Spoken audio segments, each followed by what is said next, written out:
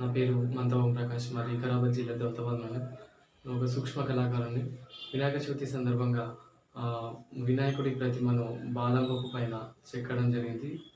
కేవలం ఒక గంట వ్యవధిలోనే వినాయకుడి ప్రతిమను బాదం పప్పు పైన చేయడం జరిగింది. కాబట్టి ఈ వినాయక చవితిని అందరూ కుటుంబంతో సుఖ సంతోషాలతో జరుపుకోవాలని మనస్ఫూర్తిగా కోరుకుంటున్నాను.